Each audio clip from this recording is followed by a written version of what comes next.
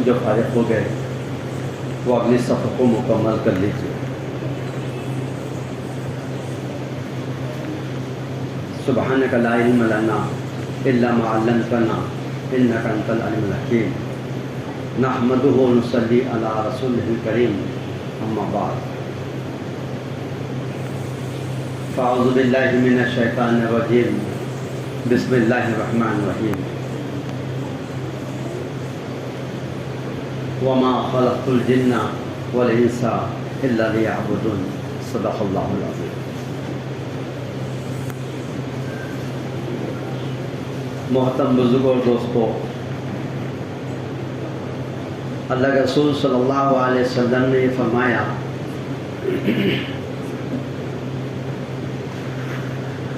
جس کا خلاصہ یہ ہے کہ دلوں کو بھی زنگ لگ جاتا ہے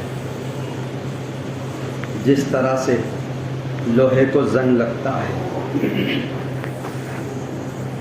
پوچھا گیا کہ اس کی صفائی کی کیا صورت ہے؟ تو آپ صلی اللہ علیہ وسلم نے فرمایا قرآن پاک کی تلاوت کرنا اور موت کو کثرت سے یاد کرنا، یہ دو چیزیں ہیں جو انسانوں کے دلوں کو صاف ستھرا کرتی۔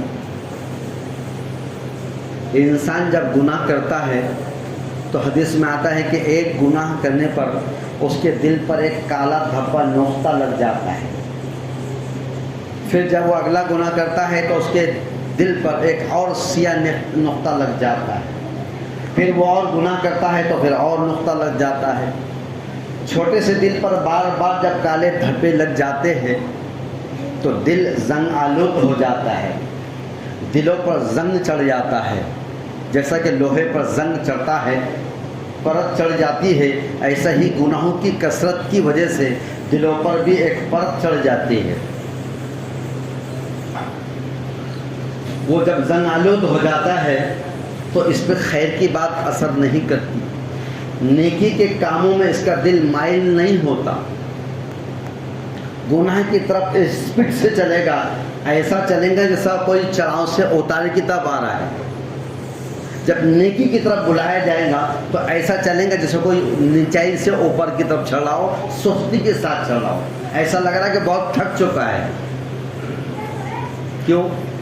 کیونکہ دل پر گناہوں کا زنگ چڑھ چکا ہے، اس میں حق بات اور خیر کی بات سننے کی اور سمجھنے کی اس کے اندر صلاحیت ہی نہیں رہی۔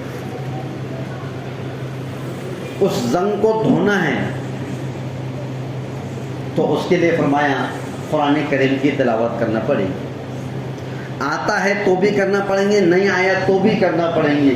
جو صورتیں ہم کو آپ کو یاد ہے، سورہ فاتحہ سے سورہ ناس تک کتنی صورتیں ہم کو یاد ہے؟ قل اللہ کا ایسا کون سا چھوٹا بچہ یا جوان یا بوڑھا ہوگا جس کو سورہ قل اللہ اخلاص تو یاد نہیں؟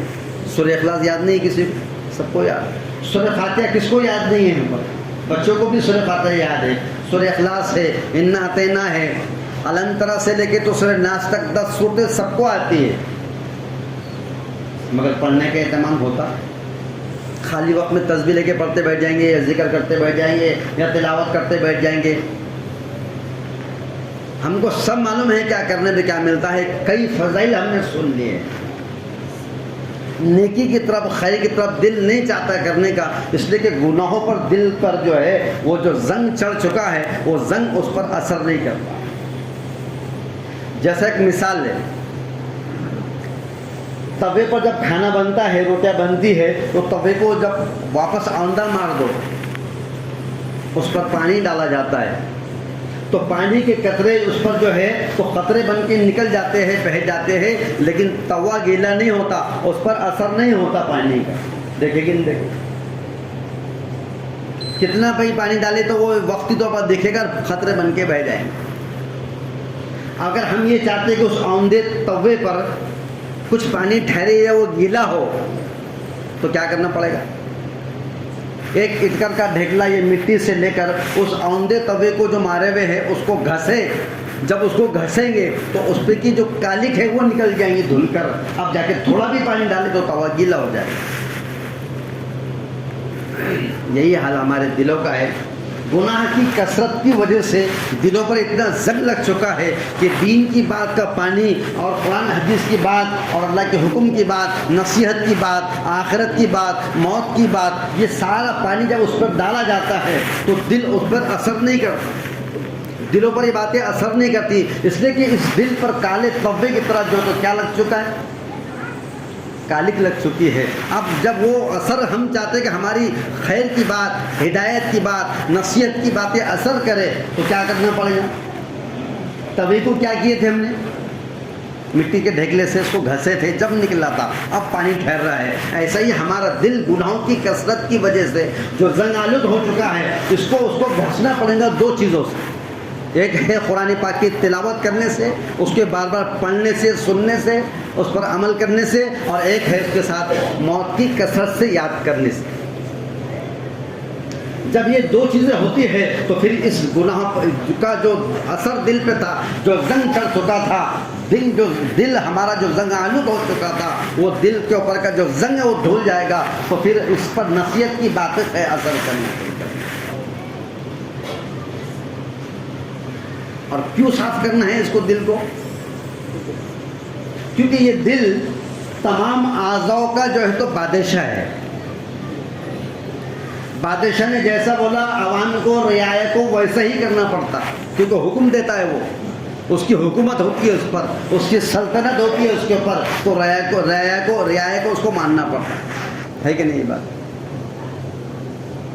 आँख हमारी अल्लाह ने हमको दे दिया है, उसके साथ अहकामात लगा दिए अल्लाह ने। ये आँख तुम्हारी देखने के लिए है, और इसके साथ ये अहकामात है कि देखने में एक हद लगा दी गई है, तुम अपनी मर्जी से जिसको चाहे नहीं देख सकते, इस देखने में तुम पाबंद है अल्लाह के हुक्म के। कहाँ देखो, क्या देखो, कितना देखो, कब देखो, कैसा देखो, उसकी हुदूद बना दी गई। जब दिल में खुदा का डर पैदा हो जाएगा तो दिल, उसके अंदर जब डर आ जाता है तो ये आज़ा को वैसा हुक्म देता है करने के लिए, क्योंकि आज़ा उसके ताबे होते हैं। आँख उसके ताबे है, कान उसके ताबे है, ज़ुबान उसके ताबे है, और दिमाग उसके ताबे है, हाथ उसके ताबे है, पैर उसके ताबे। सब किसके ताबे है? दिल के ताबे। जब बादशाह सही हुक्म देगा तो रियाया उस पर अमल करी तो सही उसके असरात पड़ेंगे, अच्छे असरात पड़ेंगे। और बादशाह ही ने अगर हुक्म गलत देना शुरू कर दिया, जुल्म ज़्यादती करना शुरू कर दिया, जैसा करना वैसा नहीं और जो नहीं करना वो करने के अहकामात दे दिए, तो रियाया को काम तो करना है, आज़ा को वैसा तो करना है। अगर ये आँख अगर अच्छा नहीं देखेगी तो जाहिर है इस आँख से बुरा ज़रूर देखना पड़ेगा। ये ज़बान अगर सच बोलने के लिए दिया था, अगर ये सच नहीं बोलेंगी तो इस ज़बान को ला मुहल्ला झूठ बोलना ही पड़ेगा, क्योंकि अंदर से ऑर्डर गलत निकल रहे हैं।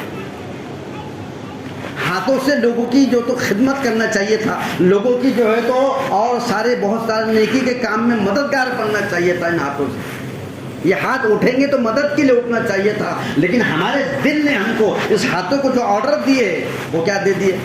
लोगों को सताओ, लोगों को मारो, लोगों पे जुल्म करो, ज्यादती करो। ये हाथ तुमको अल्लाह ने ताकत दी है तो उससे मारो लोगों को हाथ छीनो।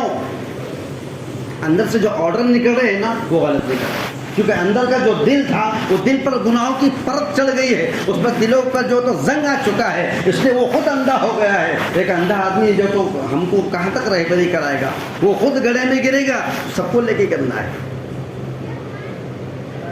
तब क्या होगा कि दिल ने जो ऑर्डर दिया है आंखों को देखने का, अगर आंख सही नहीं देखी तो गलत देखेगी। अगर हाथों को अगर ये मदद के लिए नहीं उठाए जाएंगे, जाहिर है ये हाथ जो है तो लोगों को जुल्म के लिए उठाए। ये पैर उठकर मस्जिद में आना चाहिए था, ये पैर उठकर किसी गरीब की बेवा की मदद के लिए उठना चाहिए था, किसी खैर की तरफ उठना चाहिए था, लेकिन हमारा जो दिल, हमारा रईस है, जो बादशाह है, उसने ऑर्डर गलत दे दिया।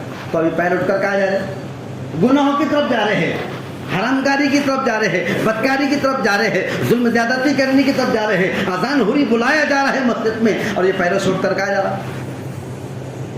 गुनाहों की तरफ जा रहा है। इसके बाद ताकत क्यों नहीं है? क्योंकि इसके दिल के अंदर खुदा का खौफ नहीं आया, इसके दिल पे इतना गुनाहों का जंग चढ़ चुका था कि इसके दिल के अंदर अच्छा और बुरा करने की तमीज़ निकल गई थी, इसलिए इसने उसको ऑर्डर करना चालू कर दिया। تو جب غلط آرڈر نکلتے ہیں تو غلط عمل ہوتا ہے، اور جب صحیح آرڈر نکلنا شروع ہو جاتے ہیں تو پھر صحیح عمل شروع ہو جاتا ہے، اور جب صحیح عمل بدن سے نکلنے شروع ہو جاتے ہیں تو پھر انسان کو اس عمل کے کرنے پر چاہے وہ تکلیف والا ہو، اندر سے قلب میں ایک سکون محسوس ہوتا ہے۔ ایک آدمی ہاتھ گاڑی لے کے ڈھکل رہا مونڈے پہ سے، بہت زیادہ وزن ہے اور تم ٹو ویلر پہ جا رہے، لیکن تمہارا دل نے اس بات کی گواہ نہیں کیا کہ ایک انسان میں ہوں، میں گاڑی پہ جا رہا، یہ مزدور آدمی ہے ڈھکل رہا ہے، اس سے گاڑی ڈھکلی نہیں جا رہی، آپ نے گاڑی سائڈ میں کھڑے کرے، اس کی گاڑی کو دھکا لگا کے اس کا جو وہ چڑھاؤ پار کر دیے۔ صحیح بتاؤ ایمانداری سے کیسا سکون ملتا؟ اس سے کوئی پہچان تھی تمہاری میری؟ اس سے کوئی رشتے داری تھی ہماری؟ کچھ نہیں تھا، لیکن قلب کے اندر جو سکون ملا ہے وہ کیوں ملا ہے؟ کیونکہ دل نے صحیح فیصلہ دیا ہے، اور جب دل صحیح فیصلے کرتا ہے، اعضاء اس کے تابع ہوتے ہیں، تو سب سے پہلے نیکی کے کام پر اللہ تعالیٰ دلوں میں اطمینان اور سکون دیتے ہیں۔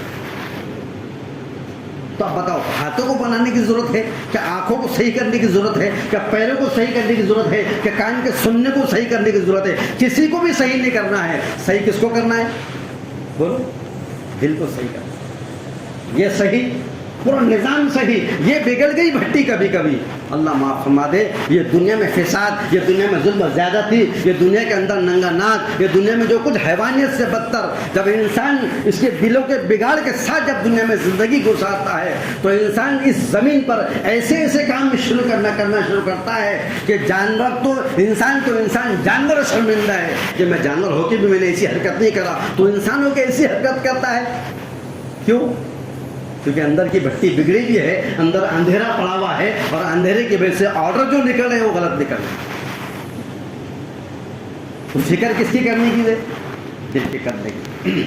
دل صحیح تو سارا نظام صحیح، اور دل کی بھٹی بگڑ گئی کبھی تو ختم۔ اور صحابہ کے اوپر صحابہ کرام رضی اللہ اجمعین پر اللہ کے رسول جو محنت کر رہے تھے، ان کے کانوں پہ نہیں، ان کے آنکھوں پہ نہیں، ان کے ہاتھوں پہ نہیں، ان کے پیروں پہ نہیں، ان کے دماغ پہ محنت نہیں کرے تھے، ان کے دلوں پہ محنت کر رہے تھے۔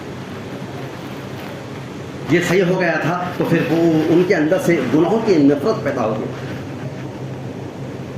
ورنہ آج کے دور کے اندر بھی جس ملک میں ہم رہتے ہیں، اس ملک کے اندر قوانین بنے ہوئے ہیں، سنویدھان بنا ہوا ہے کہ آپ اگر ایسا حکم توڑتے ہیں سنویدھان کا اور قانون کا تو آپ کو یہ سزا ہے، یہ سزا ہے، یہ سزا، یہ سزا ہے۔ ایسے وہ زمانے کے اندر بھی قوانین بنے تھے اسلامی شریعت کے جو آج بھی قائم ہے اور قیامت تک رہے گے انشاءاللہ تعالیٰ۔